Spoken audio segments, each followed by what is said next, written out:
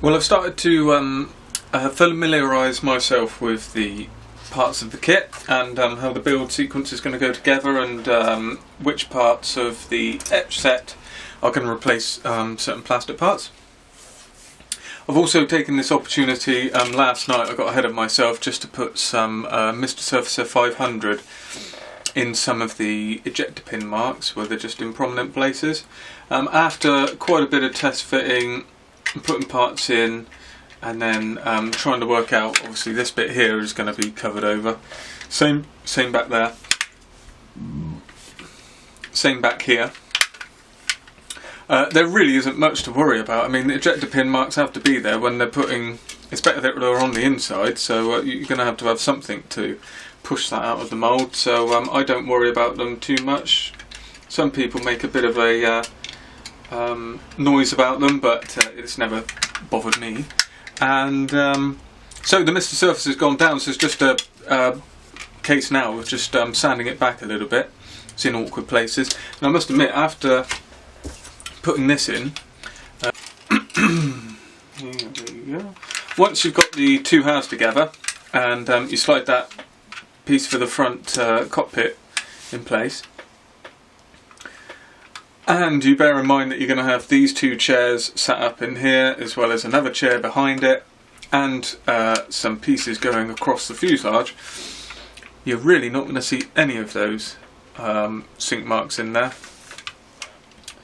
So, you know, you don't need to worry about it too much. I'm doing it just because I've already attempted it, and since I've seen that, I'm not going to worry too much about it. I'm just going to sand them flush, paint over them, and once you've hit it with a wash, you won't even notice them. Same back here as well. I'm going to have the door open because I think you might as well, since we're going to go to quite a way into the painting. So I'd like to open it up. And again, it's obviously, again, with the benefit of being able to move this around like this and look in it, once it's made, it's going to be pinned down, and you're going to be able to get down to a certain level and see what you can see, and anything else, you're not going to know what's going on there. So all I'm getting at is don't worry too much about the sink marks. Fill them if you can, do the best you can, and if you can't, you're really not going to see them. It's not going to cause you an issue. And in these areas, if you're at all worried, what it might be worth doing is just filling the whole area with Mr. Surfacer, and then any type of filler, and as it self-levels, you won't notice it there once you put a wash over it. If you just put it in a big blob, then you've got to try and get it out, so that might be a way around it. I'm very impressed at the level of detail with this Revell kit as well, right across the whole kit. I like this part here, that there's a cutout there on the rudder, so the knife won't actually fit down there, but believe me, that is see-through. You can see right the way through that, so it shows that it's quite separate, which is nice. And also the control panels here and the instrument panels. On looking at this, you really don't need the etch set at all. Even the harnesses, they're on all the seats. I didn't notice that, to be honest, otherwise I would have been building this from the box. I will go ahead and use some of the etched metal as I've got it, but you really don't need to. And when I put these two together here, when you got this piece or the etched part that goes with it, I mean, there is a slight and a very slight plus for the Edward bit being a little bit more detailed, but also it's the wrong colour. That's not ROM02 in anyone's book, I'm sure of it. So you know, you've got to paint around that really, or it's just going to be look a bit odd when it doesn't match in with your paintwork. So I think in hindsight, if I was to do another one of these, which I hope to, I want to do the Atlantic one at some point, I'd just paint all of this in by hand. And this Edward zoom set as well does not give you the extra knobs and control sticks. They come in the extra interior part, which I said, I mean, you really can spend almost, I think it's 40 quid here just on extra etched metal, which is a bit excessive, I would say. So it's only on this extra part here where you get the etched metal for the control column here in the centre, and the knobs and control sticks. So yeah, Again, you get rudder pedals in here. I don't think you're really going to see any of it once it's all in there. I mean, you've got the rudder pedals here, which are perfectly adequate. So you don't always need to rush out and buy etched metal, is what I'm trying to get at here, I think. You know, it has its places. Sometimes it's very useful. In this case, I probably would say the kit parts are on a par, if not as good or better in one way, because you've got the raised detail. So there you go, you live and learn. And I will start getting the parts together off the sprue now and start looking through. I'm going to remove the harnesses that are moulded into some of these seats. Again, there's the extra work for putting the etched metal in, so another reason to possibly, you know, think long and hard whether you want to add it to a kit like this. And I think I'm also going to get the wings together at this stage, because there's nothing that goes inside them. So I think if I get these together, then I can start working on the seam lines, where we are going to have a seam line here on the nacelles, which is not a natural line, so I want to cover that.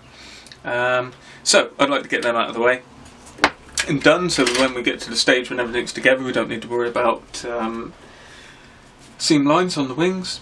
And yeah, get all the parts for the interior out. Probably prime it, I think. I don't think I want to trust the paint straight on there, so I think we'll give it a little primer, see what's going on inside, get the interior colour on, and be somewhere near it then, I think. I am probably going to get the fuselage together, get the roof parts in, and all of those pieces, and then put the glasswork on before I start trying to smooth out the fuselage half joins, because that way it stops any of the dust and debris going inside the interior. So that's probably how I'm going to handle that. You can see how dark the middle section is going to be. There is no interior detail there, and it would be wasted if there was, so there's no point adding it. I will paint it because I think you can see a lightish colour, and once the glass is in, you're not going to have to worry too much about detail in there. So yeah, all in all, very impressed, and it is living up. Looking at sprue shots of the trumpeter one, this does have much better detail right the way across and into the finer parts as well. The trumpeter kit does lack a little bit on some of the interior details. So yeah, really good effort here from Revell, and hopefully we don't get any fit problems, and push on with the build. I mentioned this in the review as well, and I thought I'd just show you this one. This is the book that I was mentioning that I used to look at a few years ago when I was a lot younger, and here is the iconic picture of the Focke-Wulf Fw200. This is a C3, and this is much more like the early Atlantic ones. And here you can see that's ROM 65 underneath, and a bit of the marine colours on top, which is ROM 72 and 73. So it's a very nice aircraft. You see how gangly it is with the undercarriage here pointing forward. It's a very strange looking thing, that is for sure.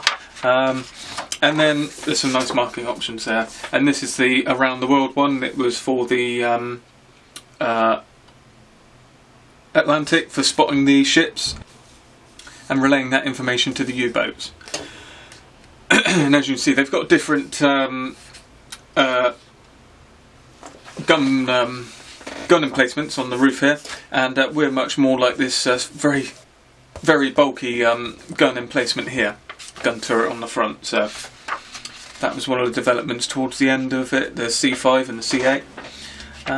And here's the guided missiles there as well, so that just gives you a little information. If you haven't seen this book, it's pretty old, but it's very useful. As you flip through, you have it covers most of the important aircraft through the Second World War. You get one nice big layout there of with a nice sketch. That's the Aerocobra, and then over the next page you get a bit of information on different schemes, where it was used in the different types. So that's how they break the book down. And as you go through, then you've got the B-17, again the same thing. So you've got some of the early ones here, and then going up to the later ones that are a bit more recognisable, B-29 and so on, Hawker Hurricane. So this is a very nostalgic book for me, because I used to look at this quite often. I've got the one on tanks as well, which I used to look at a little bit more, because I was a bit more into tanks. And what I didn't realise until going through recently is quite how many Spanish Civil War planes are included, which I obviously have an interest in. Even this very obscure one, the DC-2. There was only 2 of those in there, so I'm surprised that was included. And you obviously got it in the Messerschmitt 109 and a couple of other aircraft as well that were used quite prominently. It's very good for the RAF ones as well. There's a Heinkel. That's got one there. So you've got the early Heinkels, so the one used in Poland and then the one used in Spain, and then going through even the post-war one in Spain as well, which is, I think it was about 1946 or 7. They got some of those over. So yeah, very nice and interesting, useful book. I've been working away here on the cockpit and the front of the interior here, so up to this section. I'm just giving it a test fit now, and everything is going together well. It is quite a full interior there, and there's quite a lot that you can see. I mean, this section will be covered. There'll be a gun turret there, so you won't be able. You'll just be able to see through the gun turret. But looking through the front of the cockpit there, you'll be able to see quite a lot, and down into the cockpit in here as well. So it's a good amount of detail. Just see if I can. There you can see the amount of detail that we're going to have, and it's going to be quite visible in there. So it's nice that that's included by Revell. And there you can probably see parts of the front of the cockpit there with the 2 seats.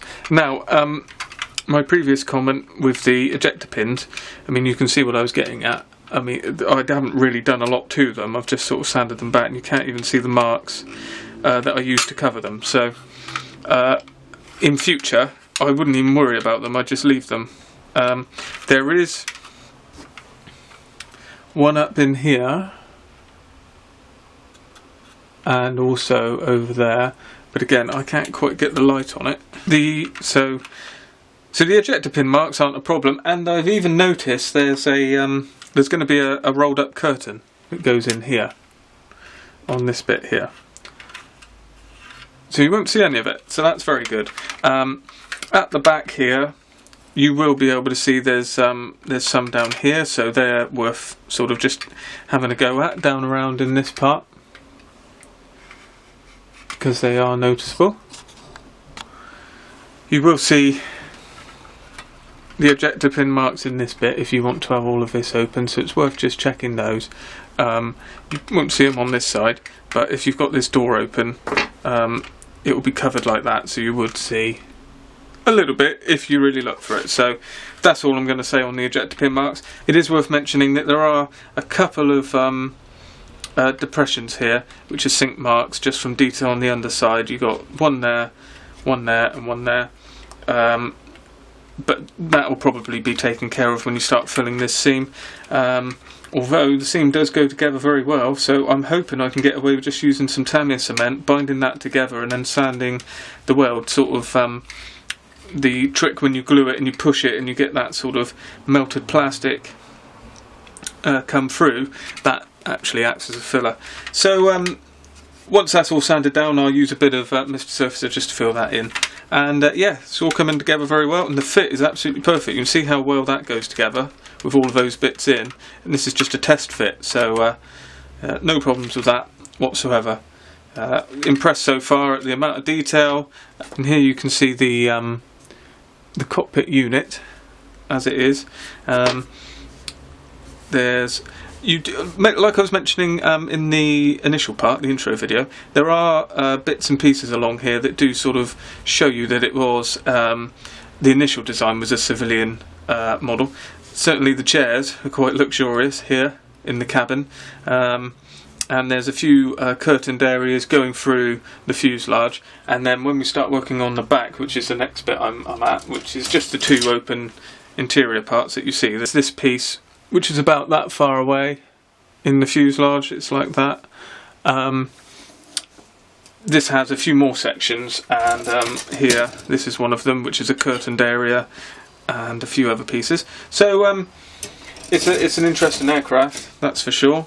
And yeah, very impressed. I've filed off the parts where I'm going to put the Edward bits on. So there's some radios there. I'll just start taking this apart.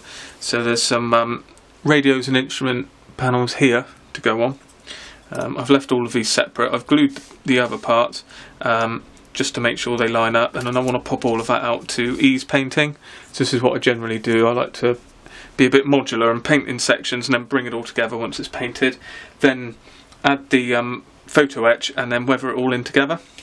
And the instrument panel is here. It just sort of clips on the top there.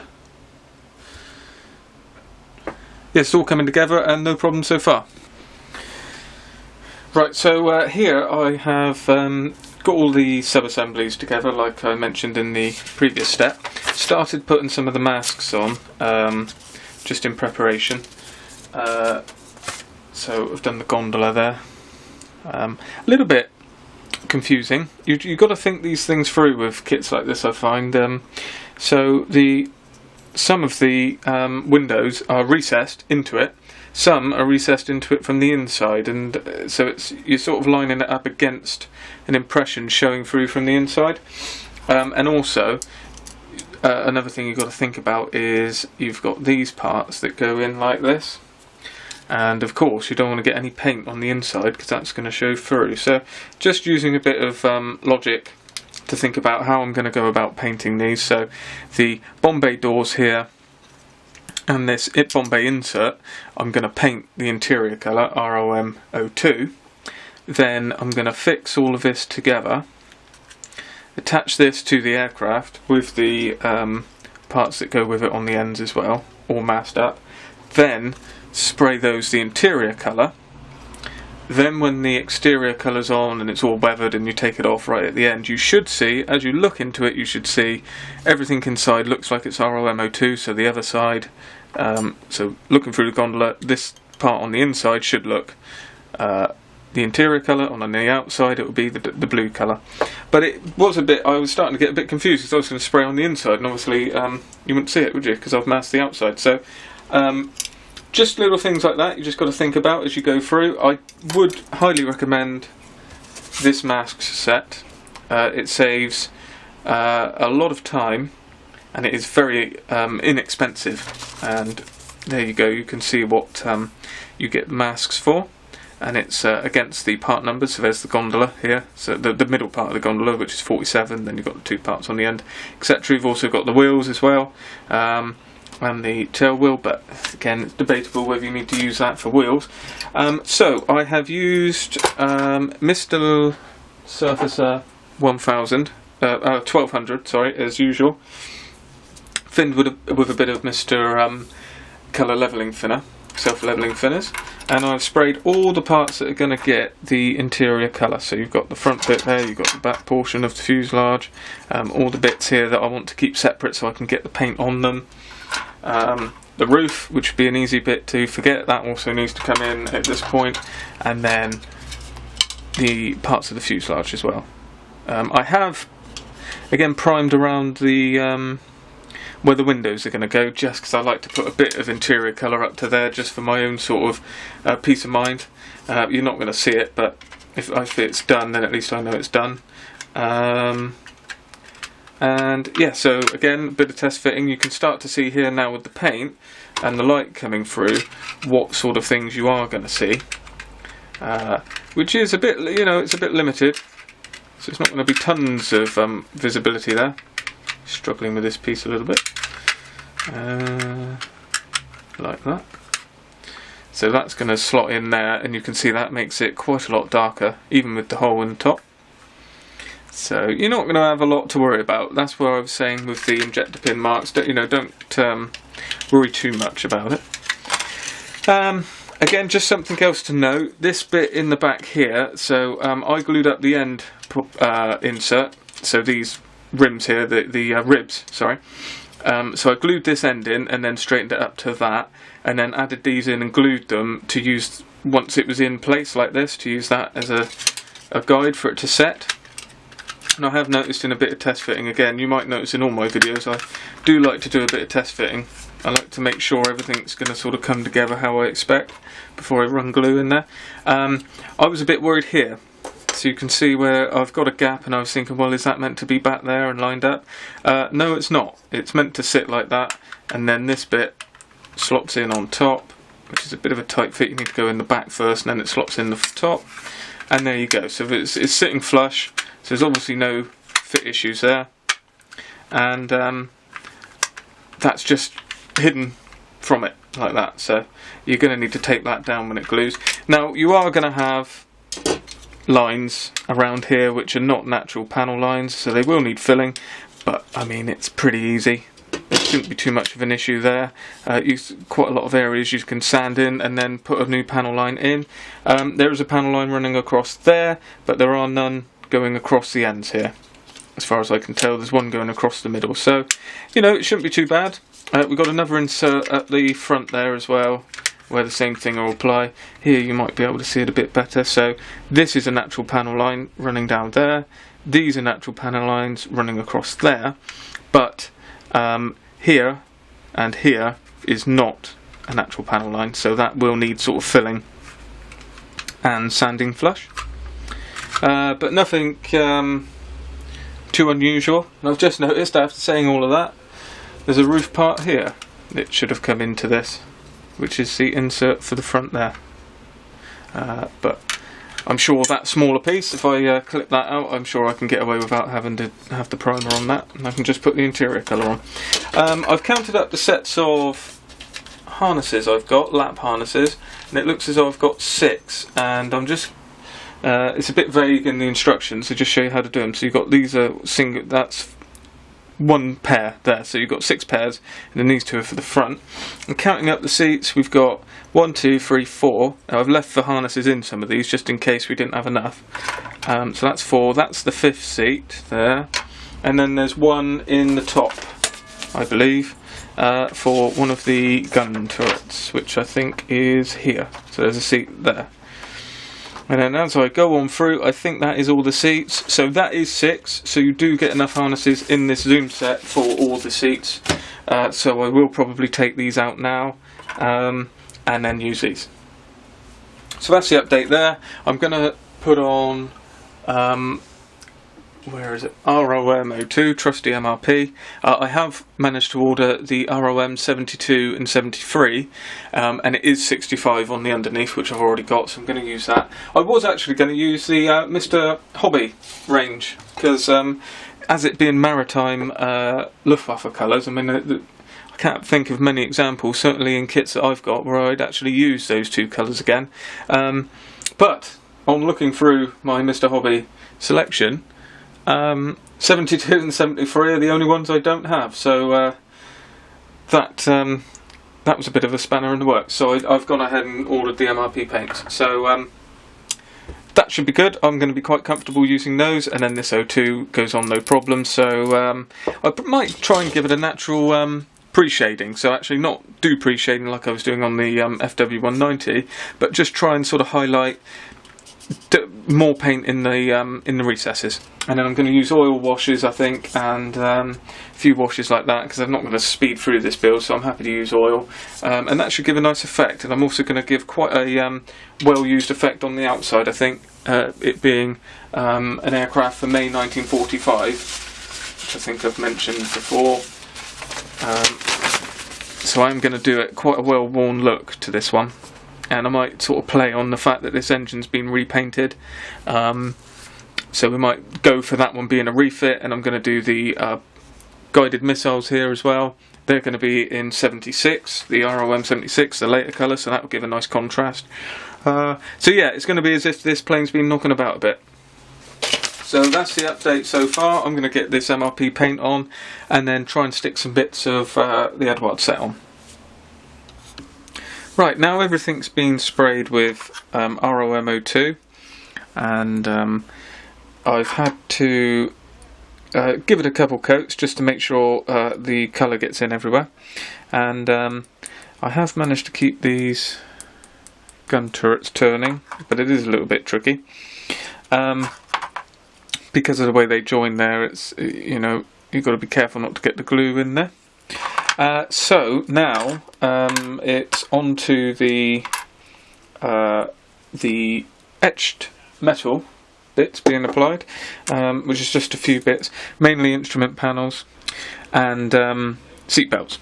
So the instrument panel is going to go on there, and on the side panels here I'm going to paint this central control panel in separately, sort of matching some of the colours that are in this etch set, and I'm also going to paint the seat cushions now to take the seat belts.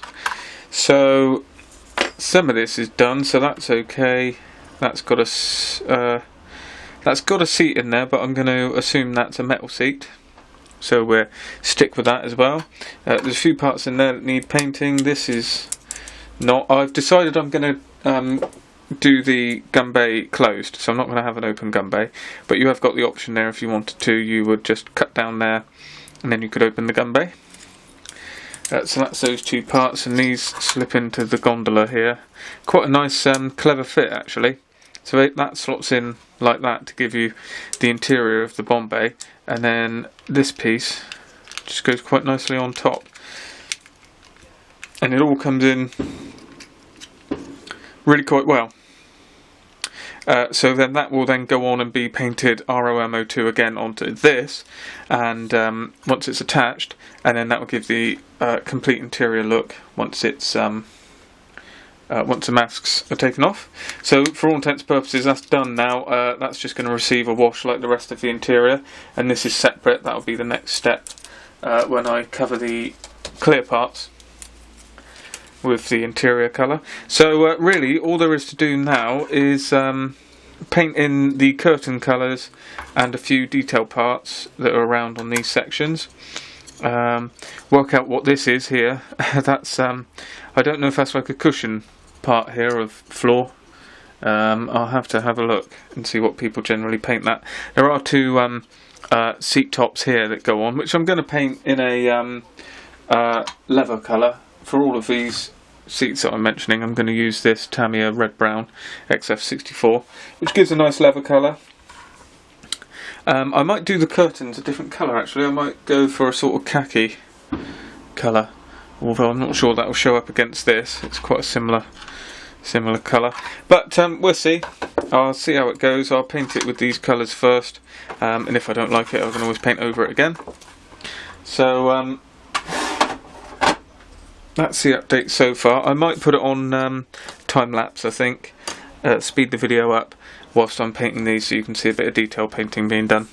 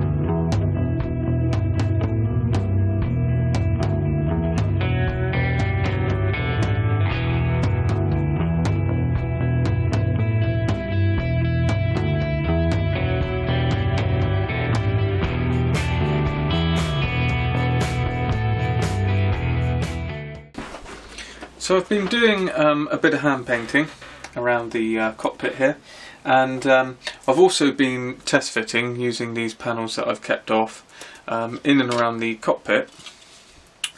And if I just do that quickly, so let's see. So if we get this together, I know you've seen this thing go together numerous times, it must be driving you up the wall, but one must always test fit. That's my rule that I live by. Now, the point here that I'm trying to make, which I don't know if I'm going to get the light in there. So I don't know if you can see that. I'm using my phone there to give me a bit of extra light. This is the point I've been trying to get across with regards to cockpit and detailing and worrying about things. Literally, because I'm going to fix this in, you are not going to see any more than what I'm showing you here. Plus, this part is a curtain, which is actually going to go in there, so you'll see even less back through there. And also, once we get the cockpit on, the canopy on, the clear parts give an effect which, although they are clear and they're see-through, they sort of reduce what you can see yet again. So, I mean, I don't mind. I'm doing the detail painting throughout, but I'm not going to worry too much. I was worrying myself about the the central control panel here, and all I've done there is a few dabs of white and yellow in there, and looking at it from here, it looks absolutely fantastic. If you get up close, you can see the errors, but that's the point. You're not going to be able to get up close, even if you wanted to with a magnifying glass and a torch. You ain't going to see anything. So, I'm perfectly happy with that. So, as far as that's concerned, if I then take all of this, strip this back, you'll see what I'm getting at here. That although people do it and it's fantastic, you could go to town on the paintwork through this, no doubt, all the way back through, and you've got this part here, and I've been painting the shells which I'm now laughing at, and I've got seat belts to go on all of these parts here. You're just not going to see it unless I leave that top to come out, which I'm definitely not going to, because I really don't like having sort of I don't know what the word is, modular sort of models, things where parts are moved out so you can see stuff. I just don't like that. It's a static display model is what I like to make. Yeah, you're not going to see any of it. Not at all. Not a thing. All it'll be is just dark. You might see an indent of something. So, with that in mind, I'm going to stop sweating on what colour the curtain's meant to be, which I've been pondering for the last half an hour. Because I don't care, because no one else will care. So that's fine. I do have some parts here which go on. Again, I've just realised I've got quite a large part of this etch set here is for this panel on the back that sort of slots in, if I can manage it. There's quite a lot of plaques and etched parts that go on this part here. Now, again, if we go back to the trusty test fit, well, you ain't going to see it, are you? You know, simple as that. With that turret in, there's just no way you're going to see behind this piece here, which is where it is. It's on that side there. So again, I will go through the motions for this video of putting on these plaques and weathering this all in and adding the seat belts because I have them. But if you want my advice, if you're building this kit, don't buy anything for the interior. You don't need the cockpit set either. I mean, I filed it off, but it was like I said at the start, it was pretty much on the same level. So if you had a couple of spare harnesses, bang them on these two seats here. Paint the instrument panel the best you can. Bear in mind it's going to be right up in here, so you're not going to see it at all. And you might, I mean, when I say at all, I mean you're not going to see it any more than you are that. So it just needs to be sort of standoff scale. And yeah, enjoy it. get the fuselage together, get the wings on, and worry about the outside. Now,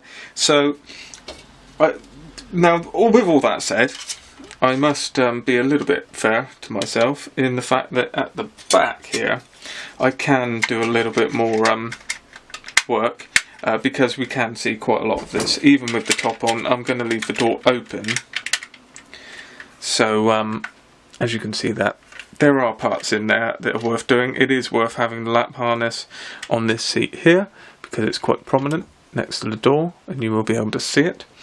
And there's a few guns that are going to stick out, like that sort of thing. You're going to have 2 guns both sides, so that's all going to be open. There's a seat in there which is going to have a gun on it, and that needs a lap harness. So there's no problem with that back there.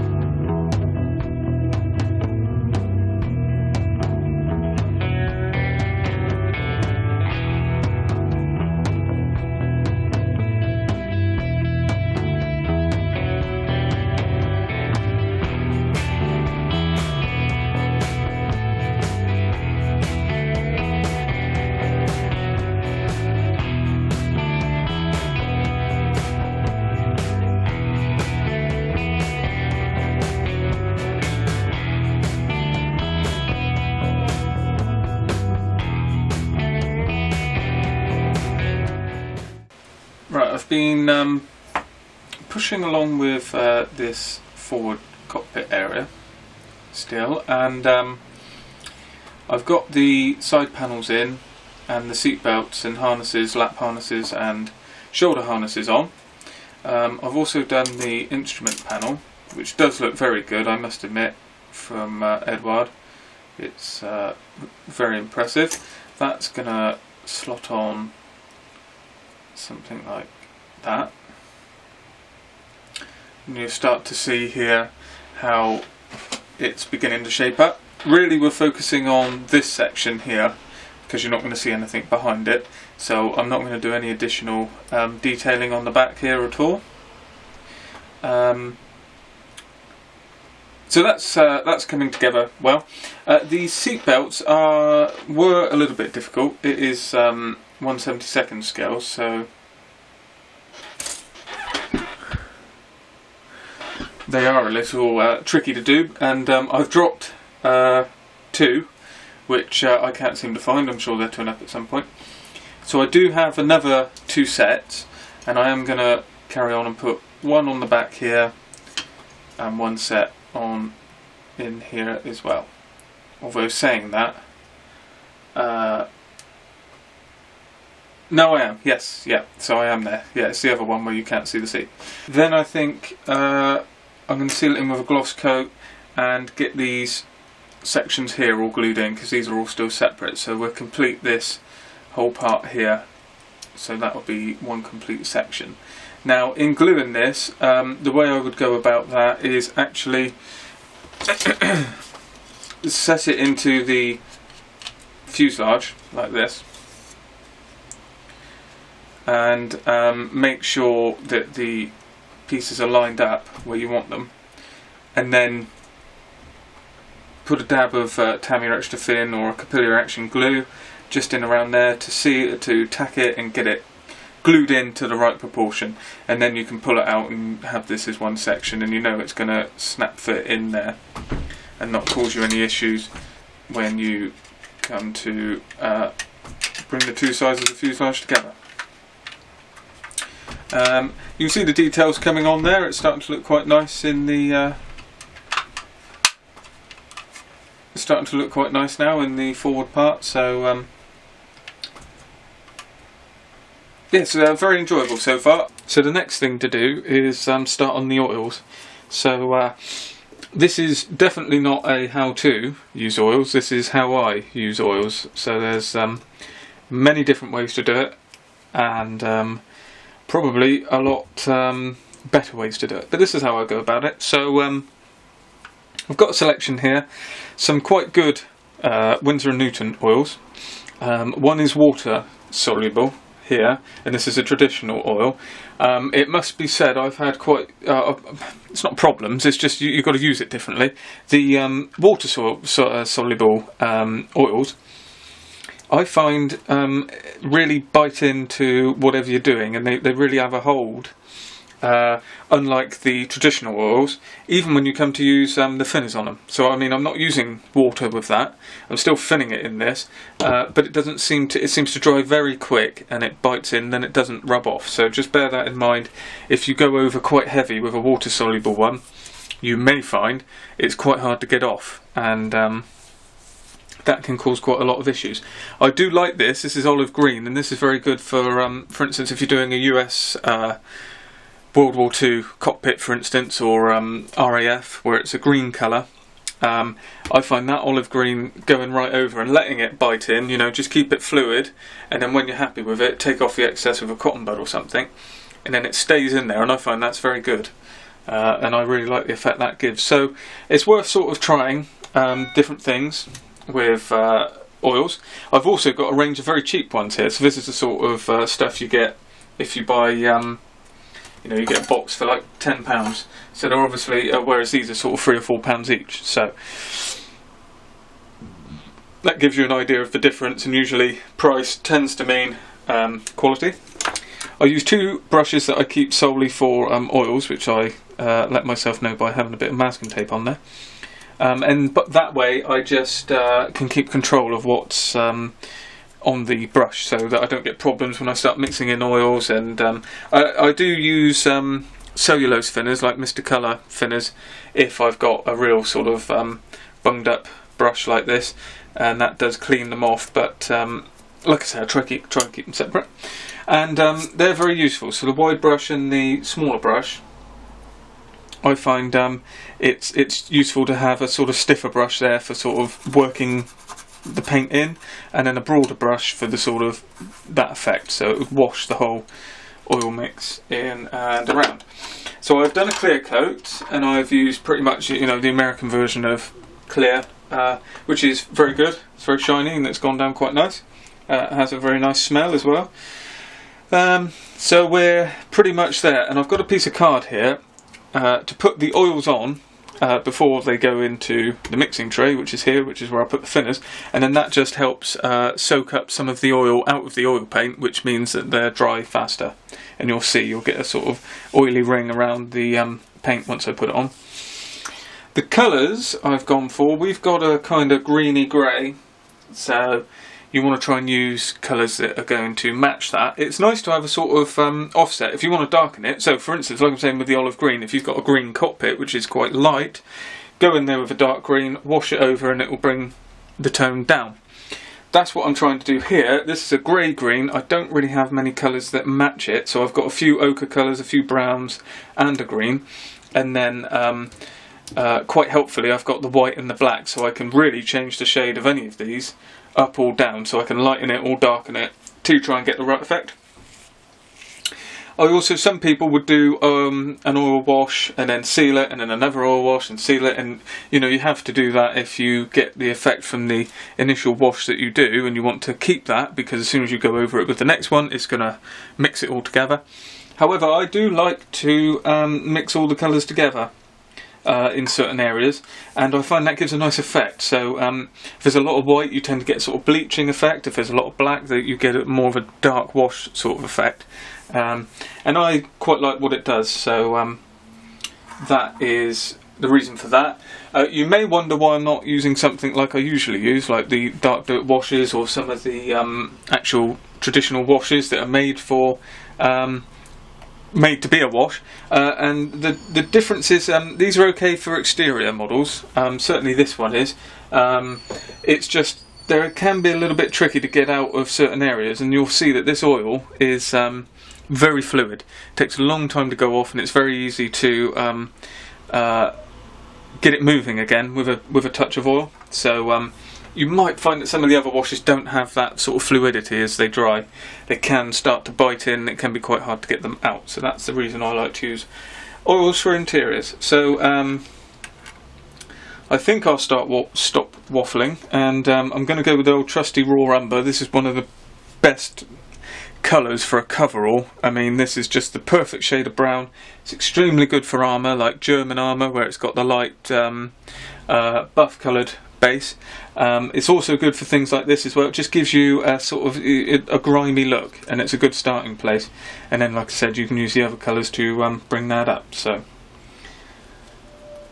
I start just by putting a dollop like that. There's tons in here. I mean, I've had this nearly a year and I've used hardly any of it. Oh, another tip, you know, before you start buying modelling oils and branded modelling oils, like the 501 oils range, for instance, and there's a few others, it might be worth just checking in your local art store, because you'll probably find it's more or less the same thing or better, and it's cheaper. So it's more the colours that become the issue, because it's not such the range. So modelling oils are bespoke and are coloured to specific things. I'm thinking of the 501 Abteilung, I think it is, oils, which are coloured for German armour. So gives you a good starting point if you want to go down that route. So I put in a little little tray I've got here. I put the thinners in, and I like to wet the brush. And it's, again, the key thing here is always keep it fluid. Don't let it dry off. As soon as you start letting things dry out or go thick, that's when you get problems. You get lots of smearing, and it can be a little bit of an issue. So then I just sort of pick up a bit of paint like that, get it into the mix. You also find, unlike other paints, oil paints can be quite grainy, and the the cheaper or lesser the brand, the more grainy they can become, and that's not an issue, but you want to try and get the graininess out, and that'll give you a better wash, and it won't sort of leave bits over. So you'll find the cheaper ones are extremely grainy, and they take quite a lot of mixing to get into a liquid, which is what we want. It's like a bit like when you're mixing pigments and you're airbrushing acrylics and all of that. You want to get it all together in the liquid so that it's one fluid thing.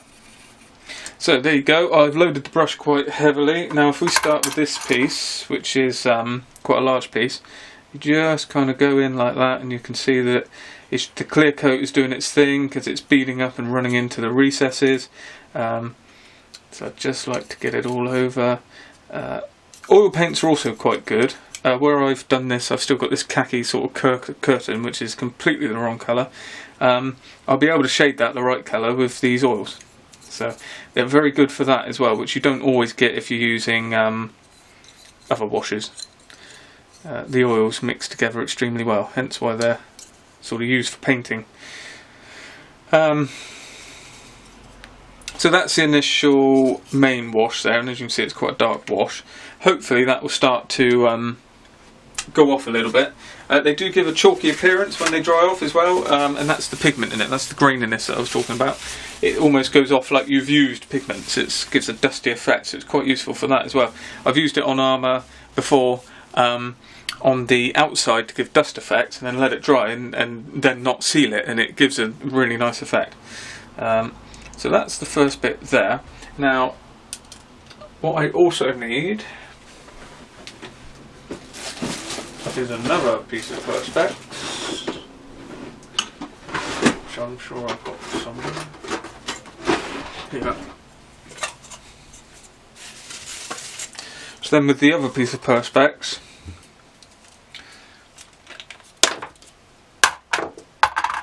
I put some more thinners in. I put more thinners in to another tray here, which has got a crack in it. So it's leaked everywhere, but not to worry, I'm sure it'll be fine. Let's just tip it away from the crack. And then here, this is a good way to, well, you'll see. So I've loaded the brush there with more thinners, and then this will just make it all run into the areas a lot more. It'll bead up, it'll stop that sort of gritty look that we were getting, because it's quite a heavy wash. There was a lot of paint in it. And then I just like to let it flow around again. I'm using the card to pick up some of the excess of these thinners that run off. It is a bit of a messy job, it gets all over your fingers, but it's not too bad, it soon comes off. And then once you've got it like this... Oh, the thing to mention is odourless thinners.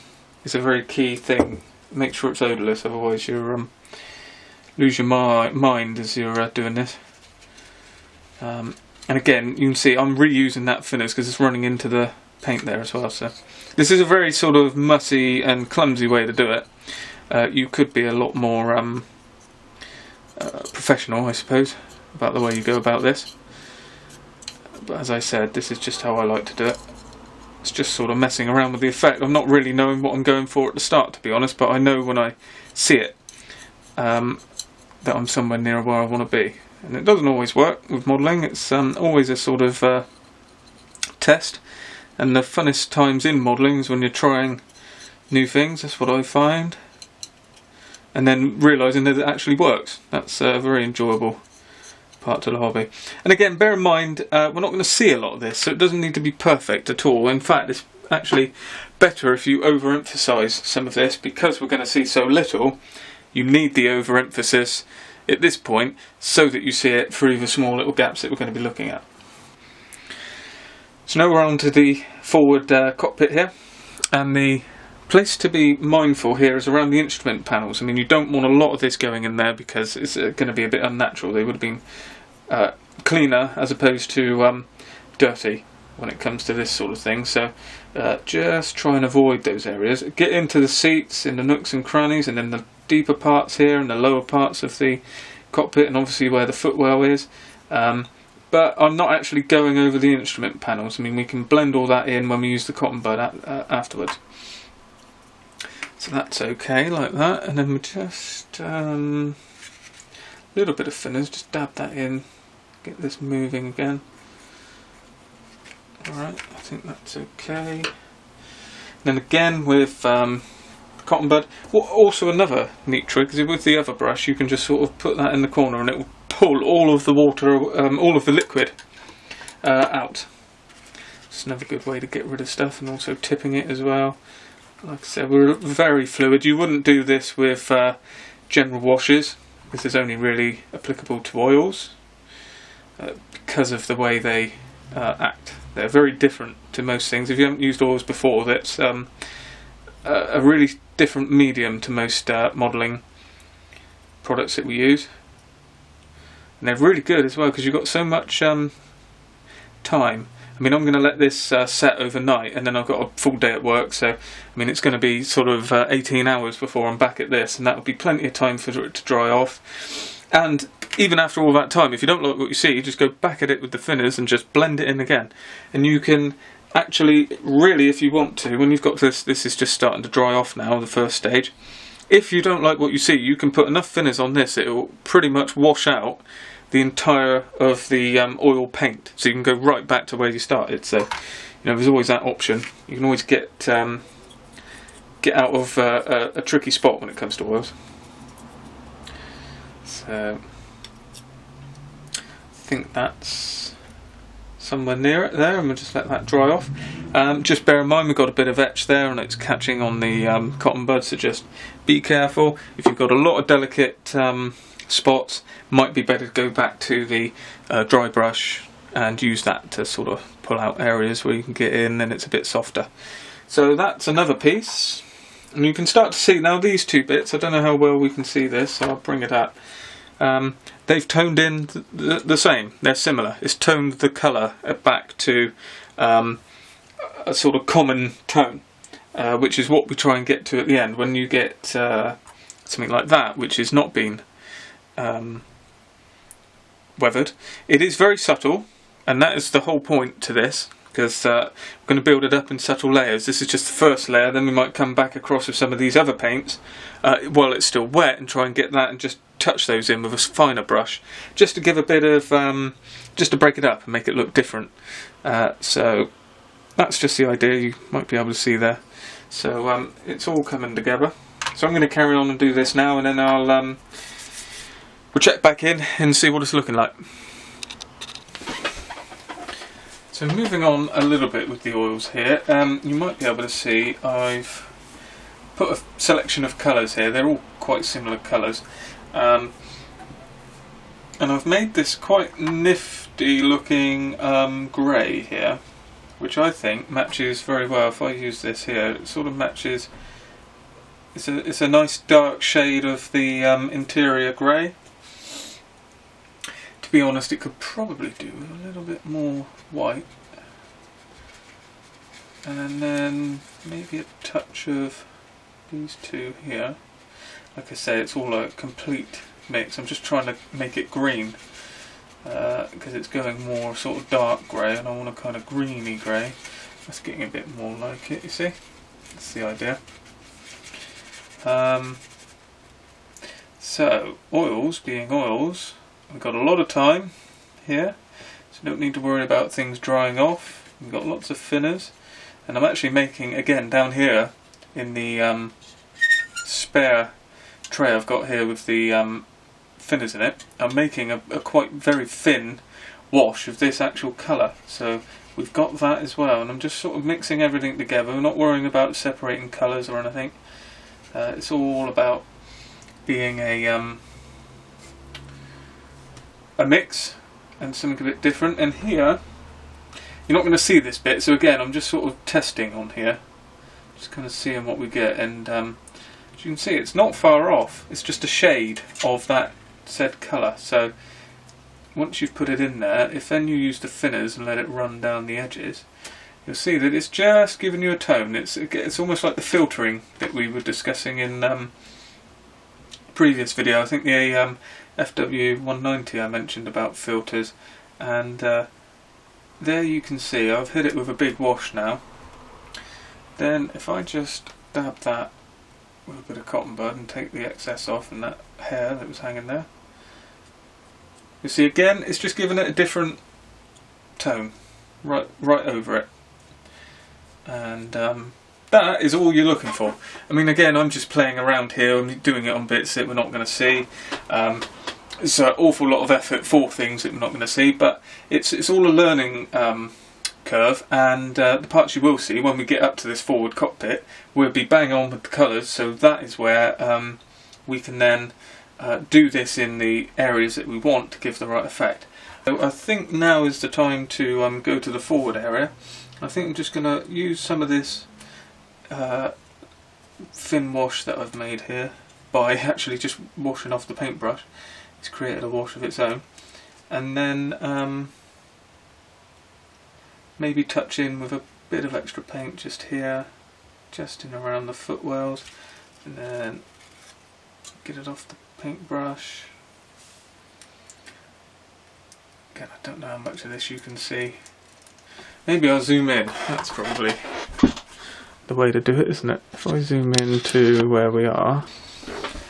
So here, hopefully I don't stray off the camera, and you should be able to see a little bit better what I'm doing here.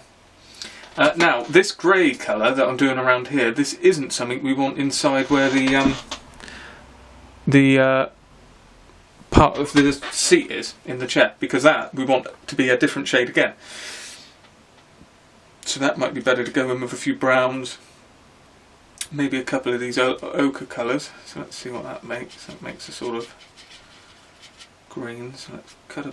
Same again here. So a dab of the paint, and then over with the thinners, and that there.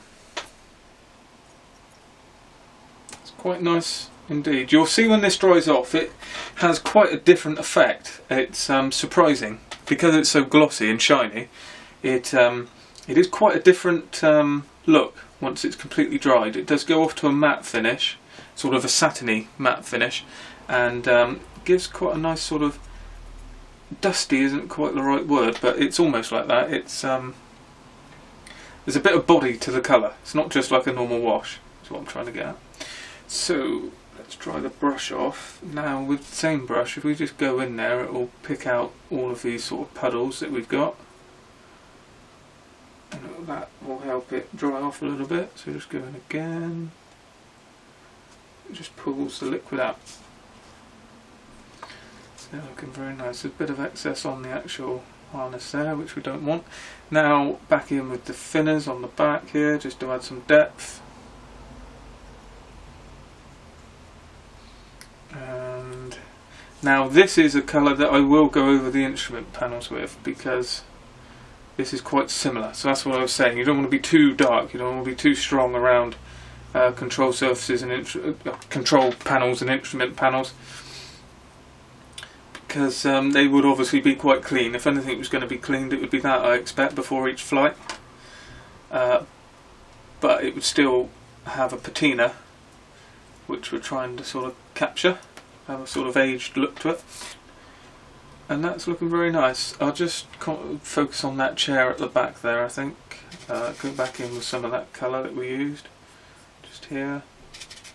Because I've painted that dark brown and then picked out the raised areas with a lighter brown, which is quite noticeable. So this wash is what we're looking for to really blend all of that in. And again, that's the brilliant thing with oils. I've got a big splodge of it on the base there, and then just go in with the wider brush, and it just blends it all in and gives you another tone. So I feel like I'm repeating myself here, but hopefully the message is getting across and it's not too painful sat here listening to me vocalise what I'm doing. So I think that there is another finished piece. I think we can call that. I don't think that's going to need any more. So that's very nice. Hopefully you can see that. I'll see if I can zoom in a bit more, or if I can keep my hands steady. Don't know if you can see that. So it's a very nice effect, very subtle, which is what we want. All blended with our own colours, own oils.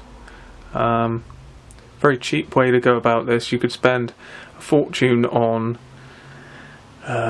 modelling products that wouldn't do this as well. Hopefully that's hopefully you'll agree that's quite a nice effect there. And we'll come back when it's dried off so you can see how that actually looks. So again, you've got that bit there on the back of the chair. Good thing with oils, it just it's very fluid, like I said, it's always moving. Even when it's dry, you just wet it back up and you can move it around again, get it into the recesses. So yeah, quite pleased with that. So I'll continue on with the other parts. What I haven't showed you is the inside of the fuselage. It's all getting the same treatment because it's all the same colour and it's all meant to be blended in together. But because they're larger parts, you can see the effect that the if I just focus on this bit here, so if we focus on this area here with the door, you can see I've gone a bit heavier because they're larger parts, and you can see the effect that the raw umber on its own has had. So it just darkens down the panels. Now I'm going to go back over that in this sort of manner. So if I just do this here, so as you start to rub across, it just livens it all up again, and you can really then start working it in, and you should be able to see now that that's lessened the effect.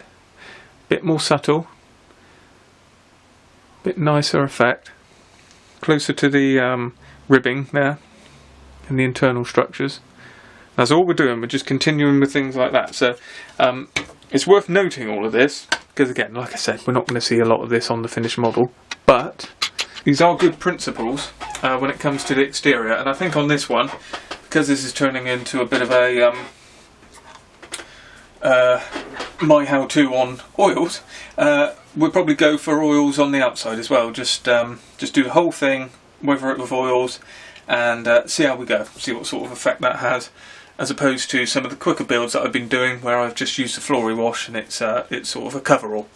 So stay tuned, I'll get these done now, and hopefully in the next portion this will all be dried off, you get to see how it's looking, and then hopefully we can seal it all in with a matte coat if we don't need to do any further weathering, and then we're ready to stick it all together and start working on the fuselage joint.